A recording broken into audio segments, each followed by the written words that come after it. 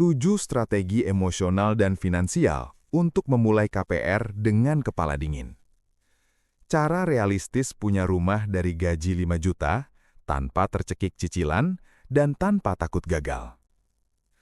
Pernahkah kamu menatap brosur rumah, sambil menarik napas panjang? Harga yang terus naik, bunga yang berubah-ubah, biaya ini itu yang terasa mustahil dijangkau. Lalu kamu menutup brosur itu dan berkata dalam hati, "Bukan sekarang, aku belum siap." Namun, seringkali bukan belum mampu yang jadi masalah, melainkan karena kita tidak punya strategi. Faktanya, banyak orang dengan gaji yang sama, bahkan sedikit lebih rendah, berhasil punya rumah dalam 5 tahun. Bukan karena mereka lebih kaya, tapi karena mereka lebih siap secara mental dan emosional. Mari kita bahas 7 strategi yang bisa membuat langkahmu mantap, tanpa drama, tanpa ilusi, dan tanpa menunggu nanti. Strategi nomor 1. Tenangkan diri, jangan kejar rumah karena panik. Harga rumah memang menakutkan. Di tahun 2024, rata-rata kenaikan properti di Indonesia berkisar 8–12% per tahun. Artinya, rumah senilai 250 juta tahun ini bisa jadi 400 juta dalam 5 tahun. Itu bikin banyak orang terburu-buru, padahal panik adalah musuh utama keputusan finansial. Dengan gaji 5 juta, kamu tidak harus mengejar rumah mewah. Yang kamu butuhkan hanyalah rencana matang, bukan tekanan sosial. Mulailah dengan rumah sederhana, bukan rumah sempurna. Karena rumah pertamamu bukan rumah impian, itu batu loncatan. Lebih baik punya rumah kecil yang tenang daripada rumah besar yang jadi sumber stres. Strategi nomor 2. Jadikan emas sebagai tangga menuju DP.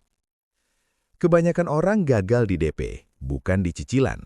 Mereka tidak tahu bagaimana mengumpulkannya dengan cara yang realistis. Dengan gaji 5 juta, menyisihkan 1,5 juta per bulan masih bisa dilakukan dengan manajemen yang tepat.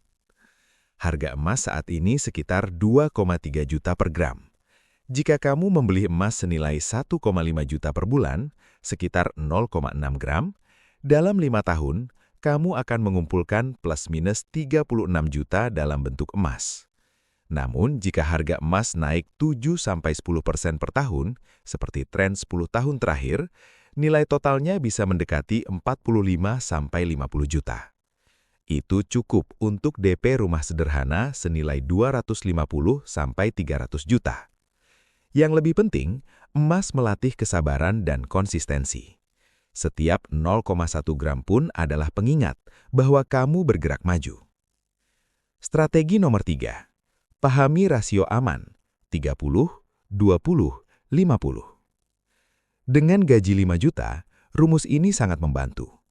30% untuk cicilan, maksimal 1,5 juta. 20% untuk tabungan atau investasi, 1 juta. 50% untuk kebutuhan hidup, 2,5 juta.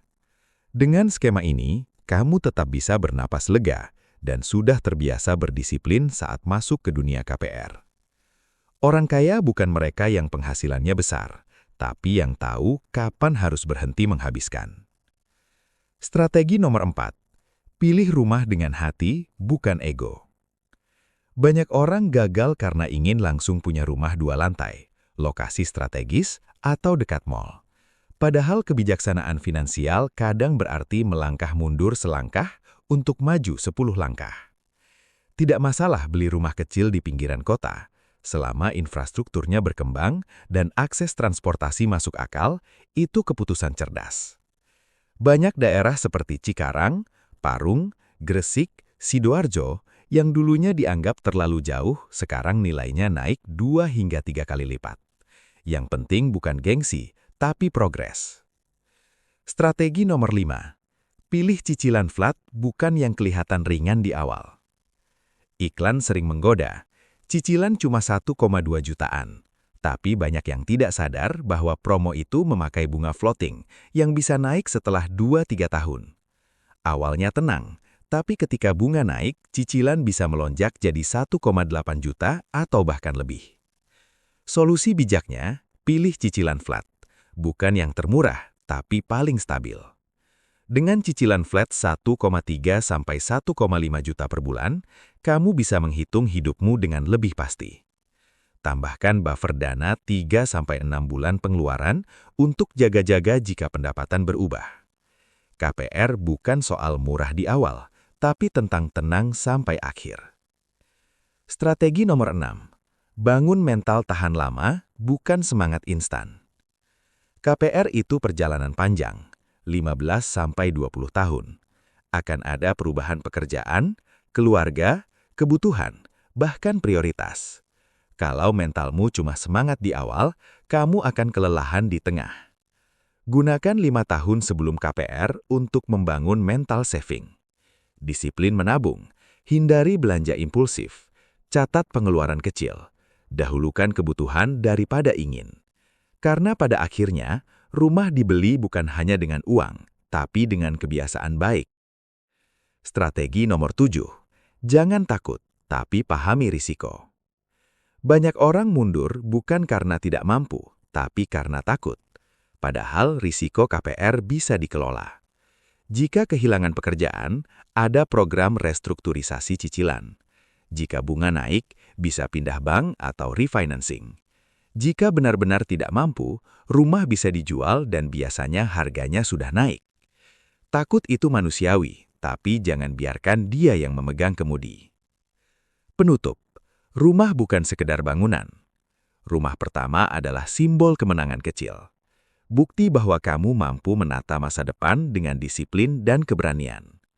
Kamu tidak perlu gaji besar untuk punya rumah. Yang kamu perlukan adalah strategi yang tepat dan komitmen panjang.